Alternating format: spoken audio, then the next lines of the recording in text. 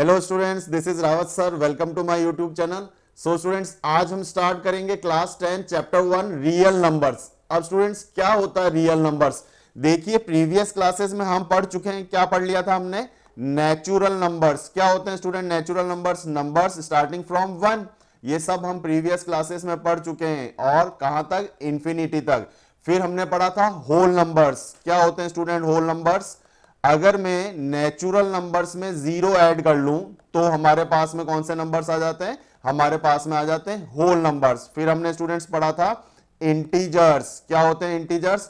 अगर मैं whole numbers के अंदर नेगेटिव नंबर्स ऐड कर लूं, -1, -2 एंड सो ऑन, तो ये सारे क्या कहलाते हैं? ये कहलाते हैं स्टूडेंट हमारे पास में इंटीजर्स। ठीक है। फिर आ जाता है स्टूडेंट हमारे पास में इवन नंबर्स। इवन नंबर्स हमने पढ़े थे, क्या होते हैं? Numbers divisible by 2, 2, 4, 6 and so on. फिर ऑड नंबर्स क्या होता है student? Odd numbers, numbers which are not divisible by 2, तो कौन से हो गए? 1, 3, 5 एंड सो ऑन। फिर पढ़ा था स्टूडेंट हमने प्राइम नंबर्स। अब प्राइम नंबर्स क्या होते हैं स्टूडेंट? जिनके एग्जैक्टली टू फैक्टर्स होते हैं, number 1 and the number itself. तो सबसे पहले prime number 2, 3, 5, 7, 11 and so on. And 2 is only even prime number. 2 एकमात्र जो है प्राइम नंबर होते हुए साथ में इवन भी है। तो कंपोजिट नंबर क्या होते हैं? Composite number which have more than two factors. क्या हो गया सबसे छोटा कंपोजिट नंबर? 4। फिर आ गया हमारे पास 6, 8, 9, 10 एंड सो ऑन। अब स्टूडेंट नोट, हमें क्या याद रखना है? जो नंबर 1 है, 1 is neither prime nor composite. ना ही कंपोजिट नंबर है। 1 जो है वो ना तो प्राइम नंबर होता है ना ही कंपोजिट। देख ली ना, प्राइम नंबर्स जो है हमारे कौन कौन से? 2, 3, 5। कंपोजिट नंबर सबसे जो छोटा नंबर है कंपोजिट, वो क्या है? 4। तो 1 जो है, 1 दोनों में ही नहीं आ रहा, इसका मतलब 1 is neither prime nor composite. अब स्टूडेंट क्लास 9th में हमने पढ़ा था रेशनल नंबर। क्या होते हैं हमारे पास में rational number? Rational numbers which are in the form of p by q and where q is not equal to 0। सारे ही नंबर रेशनल नंबर होते हैं, बस अपॉन में 0 नहीं होना चाहिए। आप चाहे नेचुरल ले लें, होल ले लें, इंटीजर्स ले लें, इवन, प्राइम, कंपोजिट, ये सारे नंबर रेशनल नंबर है। क्यों? क्योंकि इनके अपॉन में हम 1 लगा सकते हैं। फ्रैक्शंस वाले जो हैं वो भी रेशनल नंबर होते हैं। और डेसिमल वाला तो डेसिमल हटा के हम उतने जीरोस लगा सकते हैं अपॉन में। तो सारे नंबर रेशनल नंबर है, बट क्यू जो है नीचे 0 नहीं होना चाहिए। फिर स्टूडेंट्स इर्रेशनल नंबर्स क्या होते हैं? देखिए, इर्रेशनल नंबर जिनकी वैल्यू वेल डिफाइंड नहीं होती है, जैसे √2, क्योंकि √2 को अगर आप सॉल्व करते हैं तो वो चलता रहेगा। √3, ये सब क्लास 9th में हम पढ़ चुके हैं। और अगर ये इर्रेशनल के साथ में अगर कोई प्लस माइनस में रेशनल है तो भी वो number rational number, irrational number ही होगा। सॉरी। अब आ जाइए स्टूडेंट, अगर मैं रेशनल प्लस इर्रेशनल कर लूं तब हमें क्या मिल जाते हैं? Real numbers. आया समझ में? आया student? Rational plus irrational number जो हैं वो रियल नंबर्स होंगे। तो ये हमारा टॉपिक है क्लास 10th का चैप्टर 1। तो चलिए स्टार्ट करते हैं हम students chapter 1 exercise 1.1। Express each number as a product of its prime factors. ये सारे नंबर्स स्टूडेंट्स जो मुझे दे रखे हैं, इनको मुझे प्राइम फैक्टर्स की फॉर्म में लिखना है। तो बहुत इजी है, पहले पढ़ चुके हैं हम। सबसे पहले जैसे मैं ले लेता हूं third part. Third part student मेरे पास में क्या है? 3, 8, 2, 5। तो इसके प्राइम फैक्टर्स निकाल लो। अब सबसे पहले ये किससे डिवाइड होगा? इसके लिए आपको डिविजिबिलिटी रूल आने चाहिए। तो 3 से ले लेते हैं। 3 1 जा, 3 2 जा, 3 7 जा, 3 5 जा। अब अगेन किससे जाएगा स्टूडेंट? 3 4 जा, 3 2 जा, 3 5 जा। अब किससे जाएगा ये? 5 से। तो 5 8 जा, 5 5 जा। अगेन किससे जाएगा स्टूडेंट? ये चला जाएगा 5 से, क्योंकि हमारा जो यूनिट डिजिट है 5 है, तो वो 5 से जाएगा। डिविजिबिलिटी रूल आने चाहिए। 5 1 जा, 5 7 जा, 17 1 जा। तो हमारे 3 8 2 5 के प्राइम फैक्टर्स क्या आ गए? तो इस तरीके से आपको बोर्ड के एग्जाम में लिख के आना है 3 to the power 2 into 5 to the power 2 into 17। Next part student में ले लेता हूं फोर्थ पार्ट स्टूडेंट हमारे पास में क्या है 5005। तो इसे हम स्टार्ट कर लेते हैं। 5005 के हमें प्राइम फैक्टर्स निकालने हैं, तो डिविजिबिलिटी रूल से सबसे पहले 5 जो है हमारा इसमें यूनिट्स डिजिट में पड़ा है, तो 5 से डिवाइड कर लेते हैं 1001। फिर किससे जाएगा, ये जाएगा स्टूडेंट 7 से। 7 से कितने टाइम्स में जाएगा 143। फिर ये जाएगा स्टूडेंट्स 11 से। 11 से कितने टाइम्स में 13। 13 से 1 टाइम्स में, तो 5005। अब देखिए कई बच्चों को ये यहां पे आके वो 1001 के बाद में फंस जाते हैं, उनको पता नहीं लगता है कि किससे डिविजिबल है। तो आप इस पर्टिकुलर 5005 के लिए याद रख सकते हैं कॉन्टिन्यूअस प्राइम नंबर्स जो हैं 5, 7, 11 एंड 13, 5, 7, 11, 13 ये सारे कॉन्टिन्यूअस प्राइम नंबर से उनका मल्टीप्लीकेशन है 5005। फिर है हमारे पास में फिफ्थ पार्ट 7429। अब इसमें दिक्कत क्या होती है स्टूडेंट्स, बच्चों को यही पता नहीं पड़ता है कि इसको स्टार्ट किससे करना है। क्या नंबर था हमारे पास में 7429, तो 7429 इसकी भी मैं एक ट्रिक बता देता हूं आपको। सबसे पहले स्टूडेंट आप मुझे ये बताओ, हमने प्रीवियस क्वेश्चन कहां पे खत्म किया था 13 पे, तो ये आगे 13 के आगे सब नेक्स्ट प्राइम नंबर कौन सा है, नेक्स्ट प्राइम नंबर है हमारे पास में 17। तो 17 से डिविजिबल होगा 7429 डिवाइडेड बाय 17 स्टूडेंट, ये आ जाएगा आपका 437। अब 437 नेक्स्ट प्राइम नंबर जो है 19 से डिविजिबल होगा। ये 19 से कितने टाइम्स में डिविजिबल हो जाएगा, ये हो जाएगा स्टूडेंट आपका 23 नेक्स्ट प्राइम नंबर।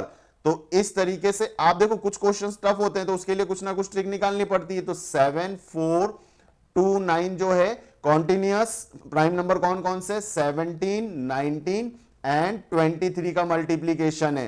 प्रीवियस 5005 देखो इसका जो यूनिट्स डिजिट था 5, तो 5 से आपको याद रख लेना है कि 5 इंटू 7 इंटू 11 इंटू 13, और जो 7429 था वो स्टार्ट हो रहा है 17 से, 17 इंटू 19 इंटू 23।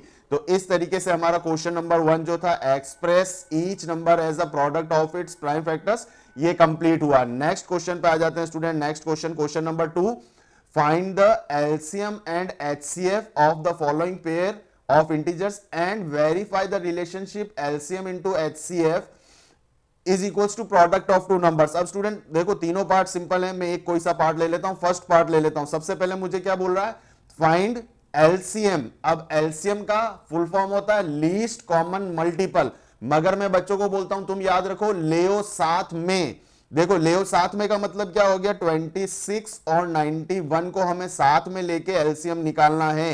तो सबसे पहले किससे डिविजिबल है, ये 2 से हो जाएगा, ये कितने टाइम्स में 13 टाइम्स में, और ये डिवाइड हो नहीं रहा है। फिर हम ले लेते हैं 7 से, ये नहीं जा रहा और 7 से ये चला जाएगा 13 टाइम्स में, और 13 से 1,1। तो ये एलसीएम, अब एलसीएम निकालना भी तो पड़ेगा स्टूडेंट। तो एलसीएम क्या हो जाएगा हमारे पास में 2 into 7 into 13, that is 14 multiply by 13, ये आ जाएगा स्टूडेंट हमारे पास में 182। तो ये एलसीएम हो गया। अब एचसीएफ होता है हाईएस्ट कॉमन फैक्टर, तो 26 और 91 का अब हम अलग अलग निकालेंगे।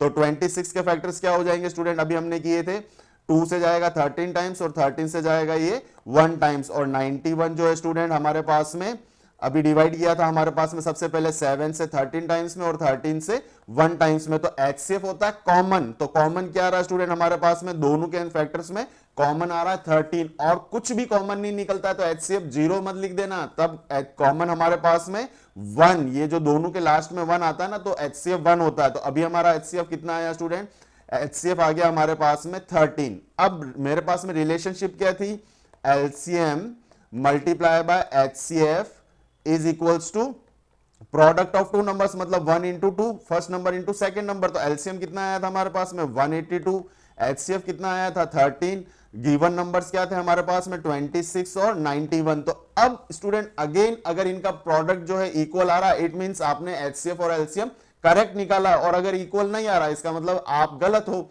तो चलिए 182 मल्टीप्लाई बाय 13 स्टूडेंट हो जाता है 2366 एंड 26 इंटू 91 इज अगेन 2366। तो ये मेरी रिलेशनशिप जो थी वो भी वेरीफाई हो गई। इज इट क्लियर स्टूडेंट, आया समझ में क्वेश्चन नंबर 2? बाकी के पार्ट्स आप कर लीजिएगा, मुझे कॉन्सेप्ट क्लियर कराने।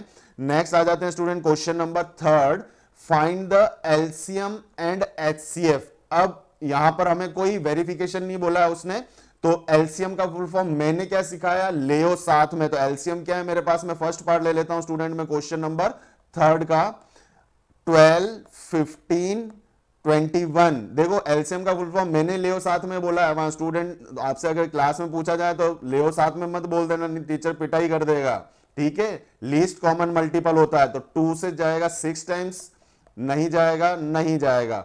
2 से 3 टाइम्स, नहीं, नहीं। 3 से 1 times, 5 times, 7 times, then 5 into 1 into 1 7, then 7 से 1 1 और 1। तो हमारा एलसीएम कितना आ जाएगा स्टूडेंट, एलसीएम आ जाएगा, देखो 5 इंटू 2 कितना हो गया 10, तो एलसीएम में 0 तो आप पहले से ही लगा लीजिए। फिर क्या हो जाएगा 2 इंटू 3 6, 6 इंटू 7 42, तो 420 जो है स्टूडेंट हमारा एलसीएम आ गया। अब हमें एचसीएफ निकालना है 12, 15 और 12 का ले लेते हैं हम, फैक्टर्स क्या होंगे 2 इंटू 6, 2 से 3 टाइम्स, 3 से 1 टाइम्स। फिर हमारे पास में स्टूडेंट 15, 3 से 5 टाइम्स, 5 से 1 टाइम्स। फिर 21 स्टूडेंट 3 से 7, 7 से 1। तो तीनों में कॉमन होना जरूरी है, आप ऐसा नहीं है कि दो में कॉमन निकाल लें, तीनों में होना जरूरी है। तो तीनों में कौन सी टर्म कॉमन आ रही है 3, तो हमारा एचसीएफ कितना हो जाएगा स्टूडेंट, एचसीएफ हमारे पास में इस बार आ गया 3। और कुछ कॉमन नहीं निकलता तो मैंने क्या बताया था, हम क्या लेंगे 1।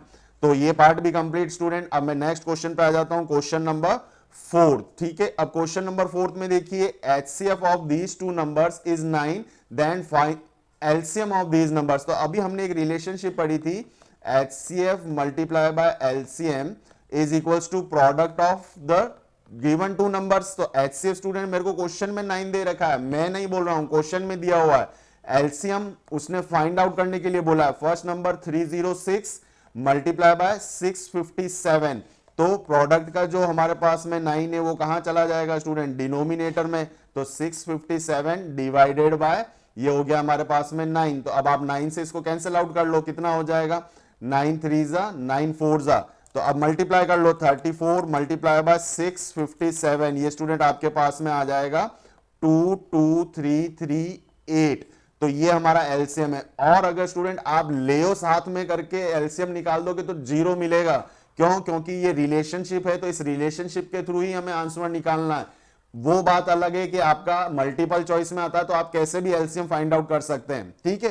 तो चलिए नेक्स्ट क्वेश्चन पे आ जाते हैं, क्वेश्चन नंबर 5। क्वेश्चन नंबर 5 में क्या बोल रहा है student, check whether 6 to the power n can end with digit 0 for any natural number n। अब स्टूडेंट देखो, तुम्हें समझाने के लिए मैं क्या कर रहा हूं, 6 to the power n, n क्या बोला है नेचुरल नंबर। तो नेचुरल नंबर अभी मैंने स्टार्टिंग में इंट्रोडक्शन में बताया था 1 से स्टार्ट होते, तो 6 टू द पावर 1 क्या होता है 6, 6 टू द पावर 2 क्या होगा 36, 6 टू द पावर 3 क्या होगा 216। तो क्या ये नंबर एंड करेगा 0 से, कभी नहीं। अब क्यों नहीं, तो उसके लिए वापस से मैं कुछ एग्जांपल्स लेता हूं जो नंबर 0 के साथ एंड करते हैं। सबसे पहले ले लेता हूं 10।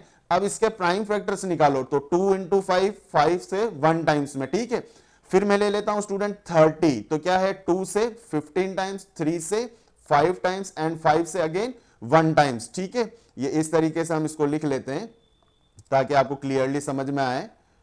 फिर आ जाता है, अब एक नंबर और ले लेता हूं स्टूडेंट, एक नंबर क्या ले लें हम 70। तो 2 से कितने टाइम्स में जाएगा, 2 से जाएगा स्टूडेंट ये 35 टाइम्स में, देन 5 से 7 टाइम्स में, देन 7 से 1 टाइम्स में। अब स्टूडेंट ये सारे नंबर जो 0 के साथ एंड कर रहे हैं 10, 30 एंड 70, तो इनके प्राइम फैक्टर्स में स्टूडेंट आपको एक सिमिलरिटी नजर आ रही होगी, क्या, कि वो सारे नंबर जो 0 के साथ एंड करते हैं उनके प्राइम फैक्टर्स में 2 एंड 5 होना कंपलसरी है, तभी वो नंबर 0 के साथ एंड करेगा। तो मुझे जो नंबर दे रखा था, अब सॉल्यूशन स्टूडेंट यहां से स्टार्ट हो रहा है।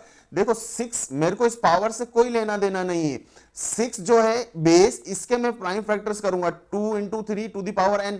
अब मेरे को ये बताओ, इसके बेस के प्राइम फैक्टर्स में क्या 2 एंड बोथ नंबर्स हैं, नहीं। तो आप डायरेक्टली इस तरीके से इसको फैक्टराइज करके लिखोगे नो, और फिर वहां पे वेरिफिकेशन देना पड़ेगा क्या, कि a number will and with digit 0। Digit 0 के साथ कब एंड करेगा, only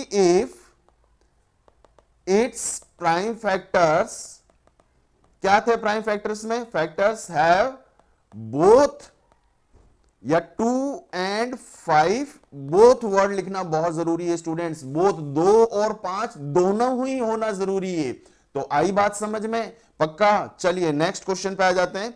next question number 6 student क्या है हमारे पास में?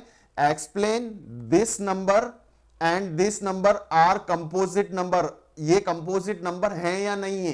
तो उसके लिए कंपोजिट नंबर होते क्या है वो तुम्हें पता होना चाहिए, और वो मैंने आपको इंट्रोडक्शन में बता दिया था। अगर आपको पता नहीं है तो कंपोजिट नंबर स्टूडेंट्स वो नंबर्स होते हैं जिनके मोर देन 2 फैक्टर्स होते हैं, ठीक है, जिनके प्राइम फैक्टर्स 2 से ज्यादा होते हैं वो कहलाते हैं कंपोजिट नंबर। तो चलिए अब मैं प्रूव कर लेता हूं। फर्स्ट पार्ट मेरे पास में क्या है? 7 इंटू 11 इंटू 13 प्लस 13। अब यहां कुछ नहीं तो इंटू में 1 लगा सकते हैं। अब स्टूडेंट 13 दोनों में से कॉमन निकाल लीजिए, क्या बचा? 7 इंटू 11 प्लस 1, तो क्या हो जाएगा? 13। ये मल्टीप्लाई होकर कितना हो जाएगा? 77, 77 प्लस 1 78।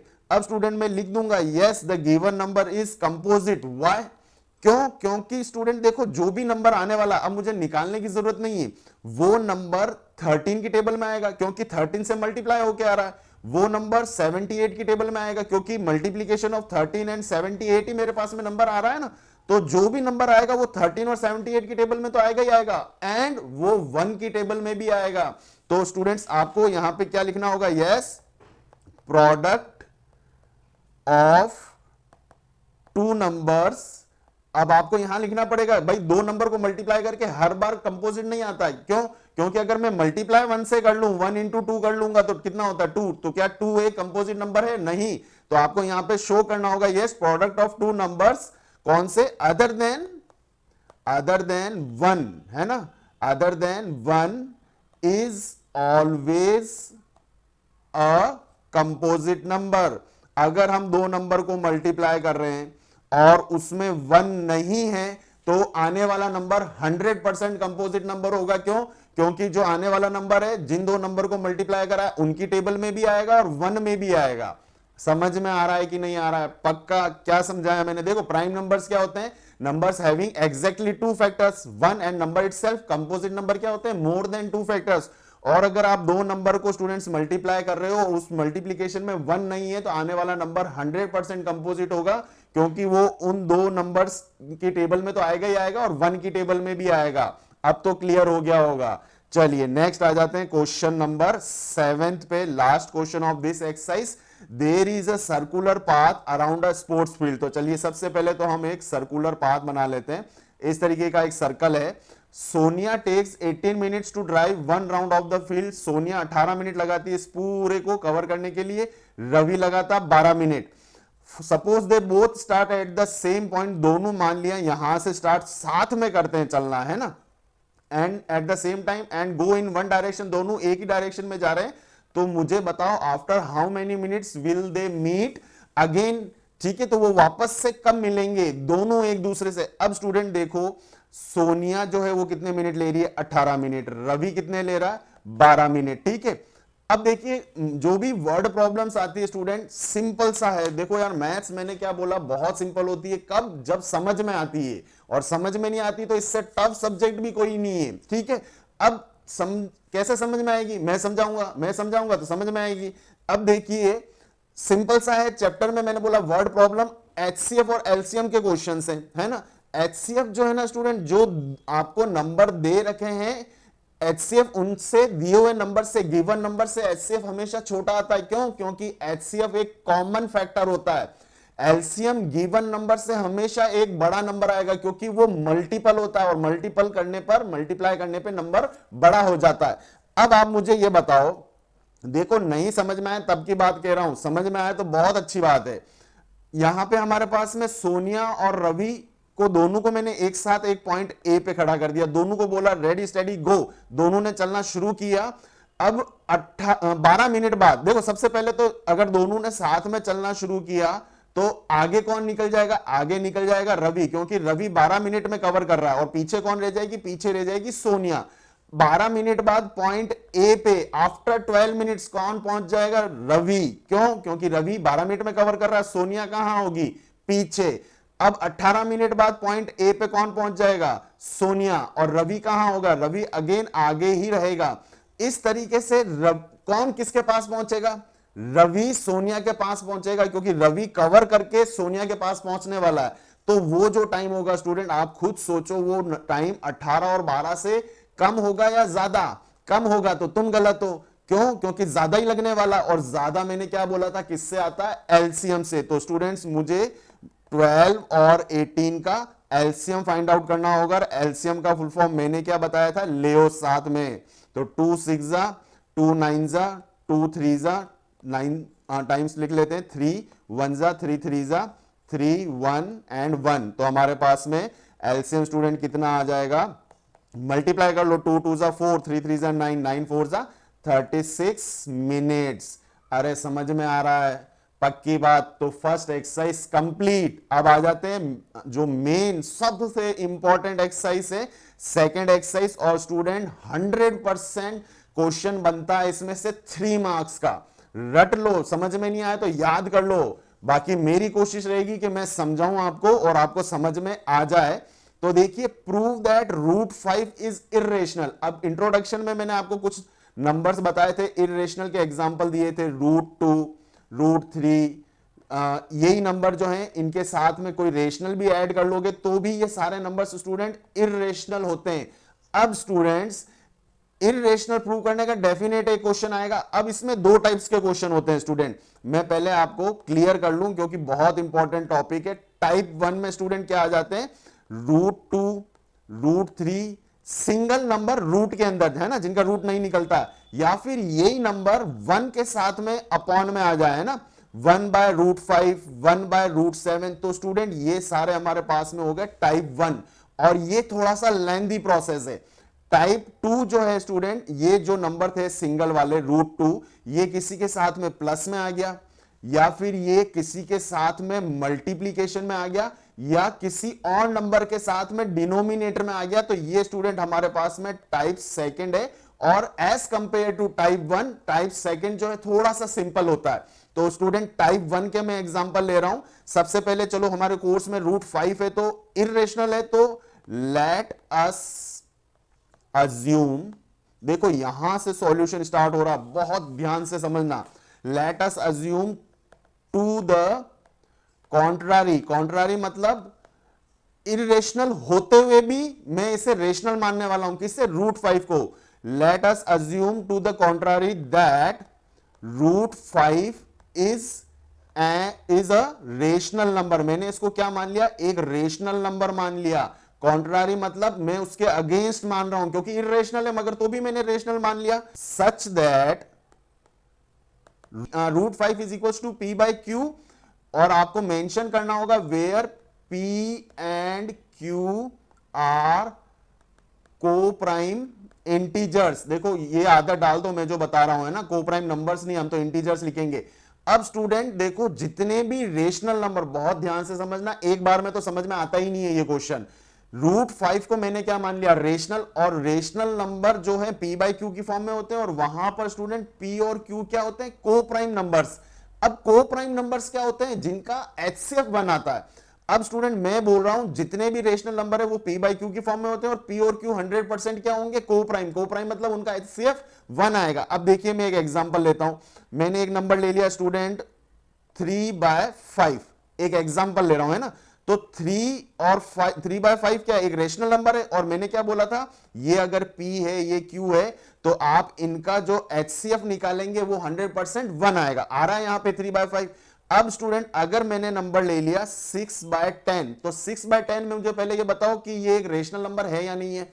यस सर है। अब मुझे बताओ, अगर इसको मैं P लेता हूं, इसको Q लेता हूं, तो P और Q का HCF क्या 1 आएगा 6 और 10 का? No sir. क्यों? क्योंकि इसका HCF क्या होता है, इसका HCF होता है 2। तो अब आप बोलोगे सर आपने तो बोला था P और Q हमेशा को प्राइम होते, तो यहां पे तो HCF 2 निकल गया, HCF जबकि 1 आना चाहिए। तो तुम बताओ ना, तुमने इसको क्या सिंपलेस्ट फॉर्म में किया, 3 और 5। अब 3 और 5 का HCF निकालो, 1 आएगा पक्का। तो इसलिए स्टूडेंट जितने भी रेशनल नंबर होते हैं वो सारे जो हैं आपके P/Q की फॉर्म में होते हैं, और P और Q का जो है वो क्या कहलाते हैं, को प्राइम। क्यों? क्योंकि उनका HCF हमेशा क्या आएगा 1। तो क्लियर, ये कॉन्सेप्ट समझ में आया।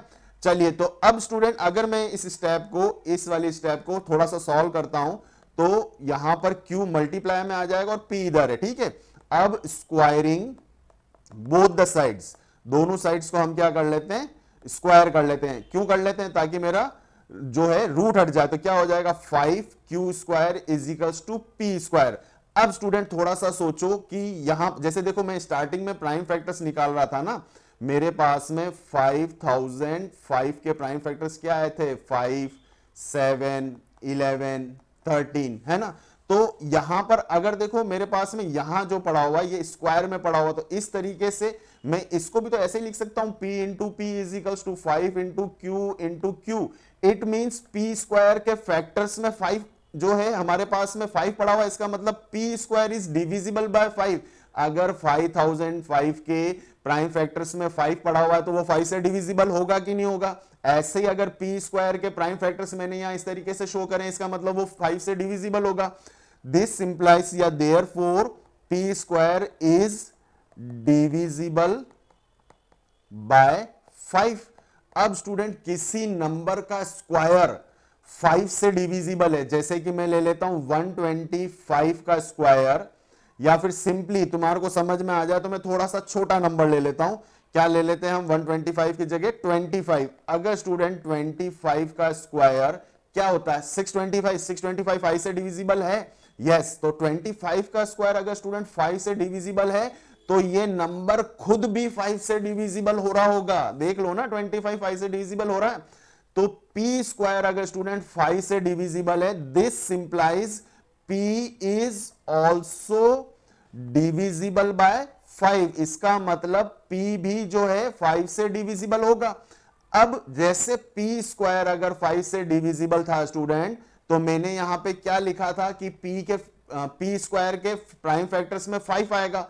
अगर student p is also divisible bye 5, it means p के प्राइम फैक्टर्स में भी 5 आएगा, और बाकी के क्या नंबर है, मेरे को तो p पता नहीं है क्या है, तो इसके प्राइम फैक्टर्स में 5 आएगा, ये तो पक्का है। बाकी मुझे नंबर पता नहीं है, उन सबको मल्टीप्लाई करके, वो जो भी नंबर होंगे उन सबको मल्टीप्लाई करके मैंने क्या अज्यूम कर लिया, c।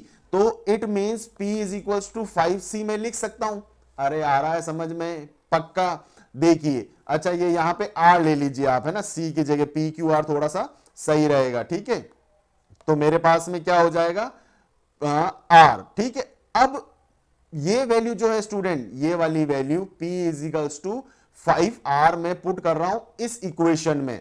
5q square is equals to p की जगह क्या रखना पड़ेगा, 5r, और यहां पर स्क्वायर अभी मेरे पास में पड़ा हुआ, तो कितना हो जाएगा 5q square is equals to 25, r square 5 से ये कैंसल आउट हो जाएगा 5 टाइम्स में, तो मेरे पास में क्या हो गया student, q square is equals to 5r square. अब स्टूडेंट अगेन q स्क्वायर मतलब क्या होता है, q into q is equals to 5 into r।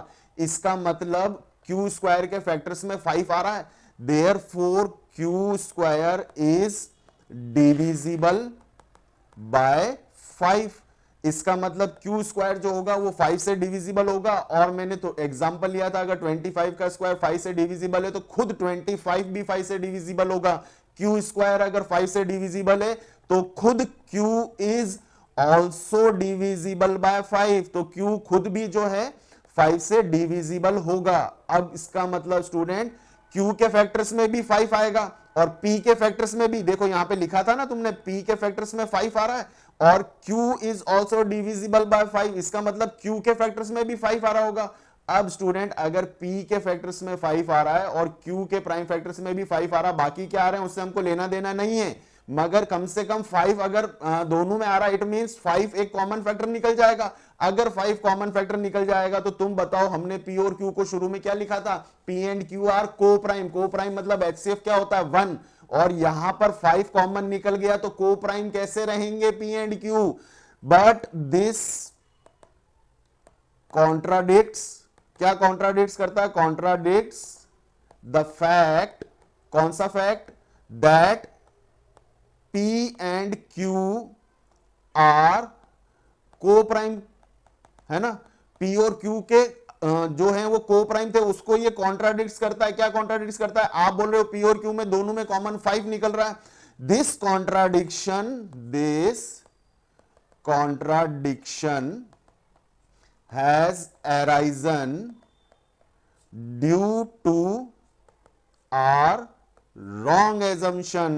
हमने जो शुरू में एजम्पशन किया था ना, क्या एजम्पशन किया था, हमने एज्यूम, बड़े मजे से एज्यूम कर लिया था, let us assume to the contrary that root 5 is a rational number. तो वो जो आपने एजम्पशन किया था, आपने जो कल्पना करी थी, वो आपकी कल्पना ही गलत थी। देयरफॉर रूट 5 जो है क्या होगा, therefore root 5 is an irrational number. Root 5 क्या होगा, एक इररेशनल नंबर होगा, एक अपरिमेय संख्या। ठीक है, आपको अपरिमेय परिमेय याद नहीं रखना, आपको जो है वो याद रख लो कि रूट 5 एक इररेशनल होगा। क्यों होगा, ये पूरा स्टूडेंट इसका प्रूफ है, और ये प्रूफ स्टूडेंट आता ही आता है, बहुत इंपॉर्टेंट है, 3 मार्क्स का डेफिनेट है ये, नहीं तो टाइप सेकंड आ जाएगा। अब देखो टाइप 1 में मैंने क्या बताए थे, ये रूट 2 रूट 3 ये सारे। अब स्टूडेंट अगर रूट 2 की जगह मेरे पास में ये रूट 5 लिया था, अगर रूट 2 है तो बिल्कुल सेम लैंग्वेज रहेगी स्टूडेंट। यहां पर जो है ना, ये जितने भी मैंने रूट 5 लिखा था, 5 की जगह सब जगह आपके पास में क्या आ जाएगा, आपके पास में 2 आ जाएगा। अगर आपके पास में यहां पर 3 है तो जितने भी नंबर्स मैंने लिए थे इन सब की जगह 3 आ जाएगा। अब स्टूडेंट बहुत ही इजी है, चलो मैं एक तुम्हारे को 2 का करके बता देता हूं, जहां जहां 5 है ना वहां वहां 2 ले लीजिए और कुछ नहीं है। ठीक है, तो चलिए एक रूट 2 का मैं आपको समझा देता हूं। Let us assume to the contrary that root 2 is a rational number. Root 2 को एक रेशनल मान लो, such that root 2 is equals to p by q, और फिर इसको हम क्रॉस मल्टीप्लाई करेंगे तो यहां root 2 q is equals to p. फिर जब स्क्वायरिंग करेंगे स्टूडेंट तो यहां पर 2 हो जाएगा। फिर p square is divisible by 2, p is also divisible by 2, p is equals to 2r, q square is equals to 2r whole square, तो यहां 4r स्क्वायर हो जाएगा। अब स्टूडेंट यहां इक्वेशन 1 में हमारे पास 2q स्क्वायर, तो यहां 2q स्क्वायर है, यहां 2q स्क्वायर है, तो 2 से ये कितने टाइम्स में कट जाएगा, 2 टाइम्स, तो q square is equals to 2r square. तो q square is equals to 2r square है, it means q square is divisible by 2, q is also divisible by 2, but this contradicts the fact that p and q are co-prime. This contradiction has arisen due to our wrong assumption, therefore root 2 is an irrational number। Same वही तरीका है, root 2 root 3 root 5 root 7। अब student मैंने क्या बोला था, 1 के साथ में अगर ये अपॉन में आ जाते हैं तो सेम यही रहेगा। अब मैं एक एग्जांपल ले लेता हूं, किसका, 1 बाय रूट 2 का। तो यहां पर स्टूडेंट मुझे क्या करना होगा, ये जो है ना, यहां रूट 2 की जगह हम किसको मान लेंगे, 1 बाय रूट 2 को। तो आपको क्या करना, बस सिर्फ एक स्टेप में चेंज करना है। अब स्कूल में क्या बताते हैं मुझे नहीं पता, मैं क्या बताता हूं मुझे पता है। क्यों पता है, क्योंकि मैं बता रहा हूं। तो अब देखो स्टूडेंट, यहां पर मैं सबसे पहले रूट 2 की जगह क्या लिख लूंगा, देखो एक बार है ना, मैं आपको समझाता हूं, क्लियर हो जाएगा। सबसे पहले स्टूडेंट मैं एक तो पेन का कलर चेंज कर लेता हूं, मेरे पास में ये स्टेप वापस आ जाएगी। Let us assume to the contrary that 1 by root 2 is a rational number. ठीक है, such that 1 by root 2 is equals to p by q की जगह आप q बाय पी कर देना, बस, और कुछ भी चेंज नहीं करना है स्टूडेंट, सिर्फ यहां पर q बाय पी कर लेना, सेम पहले जैसा हो जाएगा। क्यों, करो क्रॉस मल्टीप्लाई, तो p इंटू 1 कितना है आपके पास में, p ये पड़ा हुआ है। फिर आपके पास में रूट 2 इंटू क्यू कितना हो जाएगा, रूट 2 क्यू ये पड़ा हुआ है। और आगे पूरी की पूरी हिस्ट्री वही रहने वाली है, हिस्ट्री सिविक ज्योग्राफी इकोनॉमिक्स कुछ भी नहीं बदलेगा, मगर यहां पर q बाय पी लिखना पड़ेगा स्टूडेंट, बस। अब टाइप 1 के कंप्लीट हो गए स्टूडेंट, इसी तरीके से कुछ भी आ सकता है। अब मैं टाइप 2 पे आ रहा हूं। टाइप 2 मैंने बोला था एज कंपेयर टू टाइप 1 थोड़ा सा इजी है। तो देखिए नेक्स्ट क्वेश्चन क्या है हमारा एनसीईआरटी का है, 3 प्लस रूट 5 इज इररेशनल। अब देखो ऐसा मैं जो करा रहा हूं वैसा कब करना है, जब बोर्ड में आगे लिखा हुआ आ जाए where root 5 is an irrational, है ना। आपको पहले से रूट 5 इररेशनल अगर वो दे देता है तो क्या करेंगे, वही कहानी, let us assume to the contrary. भाई अगेंस्ट जा रहे हैं, किसके अगेंस्ट जा रहे हैं हम, कि इररेशनल होते हुए भी रेशनल मान रहे हैं। Let us assume to the contrary that 3 plus root 5, अच्छा इसको थोड़ा सा टफ बनाने के लिए यहां 2 ले लेता हूं मैं, ठीक है, टफ बनाने के लिए, एनसीईआरटी में सिंपल है, is equals to p is sorry equals to नहीं, 3 plus 2 root 5 is a rational number. इसको हम सबसे पहले इज अ रेशनल नंबर हम मान लेते हैं, ठीक है। अब मान लेते हैं तो रेशनल नंबर जो है वो किस फॉर्म में होते हैं, such that 3 plus 2 root 5 is equals to p by q, where, यहां पे भी कहानी तो वही लिखनी पड़ेगी, where p and q are coprime integers की आदत डाल दो स्टूडेंट, है ना, को प्राइम इंटीजर्स। अब मेरे को क्या करना है, टाइप 2 के अंदर स्टूडेंट रूट वाला नंबर उससे अकेला करना है। टाइप 1 में स्क्वायरिंग बोथ द साइड होती है, टाइप 2 में रूट वाला नंबर अकेला करना है। तो रूट वाले नंबर को अकेला करने के लिए स्टूडेंट मेरे पास में यहां पे पड़ा था 3 प्लस 2 रूट 5, है ना। तो मैं क्या करूंगा, 3 को राइट हैंड साइड में शिफ्ट कर दूंगा, तो 2 रूट 5 लेफ्ट हैंड साइड में यहां से 2 रूट 5 रखा, और अगर 3 उधर चला जाएगा स्टूडेंट तो माइनस का 3। अब मुझे एलसीएम लेना होगा, तो एलसीएम लेंगे स्टूडेंट, कितना आएगा, क्यू। तो मेरे पास में क्या हो जाएगा, p माइनस 3q। अब यहां पर 2 मल्टीपल में पड़ा हुआ था तो अपॉन में आ जाएगा। अब स्टूडेंट मुझे ये बताओ, अगर p एंड q जो है इंटीजर्स, इंटीजर्स मतलब कुछ भी वैल्यू हो सकती है, वो कुछ भी वैल्यू p और q में अगर मैं रख देता हूं तो p minus 3q upon 2q is a rational number, एक रेशनल नंबर आ जाएगा। क्यों आ जाएगा, यहां पे आपको लिखना पड़ेगा, since p and q are integers, therefore p minus 3q by 2q ये जो है इज अ रेशनल नंबर, ये एक रेशनल नंबर है। और स्टूडेंट बीच में आपके पास में क्या पड़ा है, इक्वल, इट मींस रूट 5 भी एक रेशनल, राइट हैंड साइड में रेशनल है तो लेफ्ट हैंड साइड रेशनल ही तो होगी। This simplifies root 5 is also a rational number, इसका मतलब रूट 5 भी एक रेशनल नंबर होगा। But what, but root 5 is an irrational number. भैया क्यों इरेशनल नंबर, क्योंकि क्वेश्चन में दिया हुआ था where root 5 is an irrational. अब दिया था तो डायरेक्टली स्टूडेंट आप but root 5 is an irrational number, तो आप लिख देना दिस कॉन्ट्राडिक्शन हैज अराइजन। ये कॉन्ट्राडिक्शन क्यों पैदा हुआ, this contradiction has arisen due to our wrong assumption. आपने जो वो कल्पना करी थी ना, वो कल्पना आपकी गलत थी, इसके कारण ऐसी दुविधा पैदा हो गई। देयरफॉर 3 प्लस रूट 5, या हमने 2 रूट 5 लिया था, इज एन इर्रेशनल नंबर, इसलिए ये एक इर्रेशनल नंबर होगा।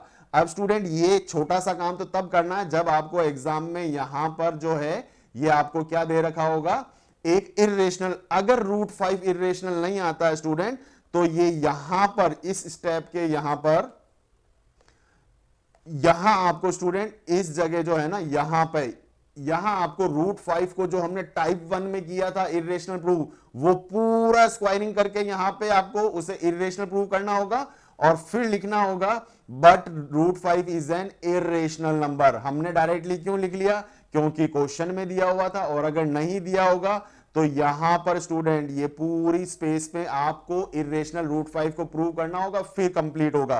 तो स्टूडेंट ये जो है मैंने बहुत सिंपल तरीके से आपको समझा दिया, ये इस टाइप के है ना, आपके पास में दो तरीके से आते हैं, तो टाइप 1 और टाइप 2। टाइप 1 में रूट 2 रूट 3 ये अकेले दे रखे होंगे, या फिर यही नंबर 1 के साथ में अपॉन में होते हैं, तो आपको स्क्वायरिंग बोथ द साइड करके इतना सारा काम करना होगा। अगर टाइप 2 आता है तो ये सारे इरेशनल नंबर कौन कौन से, रूट 2 रूट 3, ये सारे जो हैं आपको मल्टीपल में किसी के साथ में प्लस माइनस में गिवन होंगे। चलो एक सिंपल से ये दो एग्जांपल हैं, इस तरीके के भी मैं ले लेता हूं। 5 रूट 3 को हम प्रूव कर लेते हैं, या हमारे हैं शायद आगे क्वेश्चन नंबर 3 जो है ना स्टूडेंट, ये देखो 1 अपॉन वाला मैंने आपको करा दिया टाइप 1 जब मैं करा रहा था। अब ये मल्टीपल में तो स्टूडेंट ये टाइप 2 हो गया। Let us assume to the contrary, अब सारा आप लिखोगे to the contrary, that 7 root 5 is a rational number, इसको एक रेशनल नंबर मान लिया, such that 7 root 5 is equals to p by q, where, पूरी कहानी स्टूडेंट वो की वही है, where p and q are coprime integers. अब ये टाइप 2 हो गया तो मेरे को रूट वाला अकेला करना है, तो क्या हो जाएगा, p अपॉन 7q। अब since p and q are coprime integers, या आप सिर्फ इंटीजर्स भी लिख सकते हैं, coprime integers, therefore P upon 7Q is a rational number, ये एक रेशनल नंबर हो जाएगा। This implies √5 is also a rational number, इसका मतलब √5 भी एक रेशनल हो जाएगा, but √5 is an irrational number and this contradiction has arisen due to our wrong assumption. तो ये टाइप 2 का है, सिंपल सा होता है। इसी तरीके से आपके पास में ये कौन सा टाइप हो गया, ये हो गया टाइप 2। तो स्टूडेंट आपको ये क्वेश्चन समझ में आए होंगे। स्टूडेंट बहुत ढंग से प्रैक्टिस करना है इसकी, आप है ना। टाइप 1 जो है मैंने करा दिया, टाइप 2 मैंने करा दिया। First exercise complete, second exercise complete, पूरा चैप्टर स्टूडेंट एनसीईआरटी से हो चुका है, मगर कई बार वर्ड प्रॉब्लम्स हमारी बाहर से आ जाती है। तो उसका क्या कॉन्सेप्ट है, बहुत बढ़िया ट्रिक है मेरे पास में, डिविजिबल बाय डिवाइड्स, ये सारे क्वेश्चन स्टूडेंट मैं आपको नेक्स्ट पार्ट बी में कराऊंगा, पार्ट सेकंड में। सेकंड वीडियो मेरे को और बनाना होगा जिसके अंदर हम extra questions of real numbers पढ़ेंगे। तो स्टूडेंट जो ये है हमारा फर्स्ट पार्ट कंप्लीट हो गया रियल नंबर्स का, एंड आई होप आपको ये समझ में आया होगा स्टूडेंट। और स्टूडेंट्स आपको मेरे वीडियोस अगर पसंद आते हैं तो मेरे वीडियोस को लाइक, शेयर एंड कमेंट करें और मेरे चैनल को सब्सक्राइब करें। तो मिलते हैं नेक्स्ट वीडियो में रियल नंबर पार्ट 2 के साथ में, तब तक के लिए बाय बाय।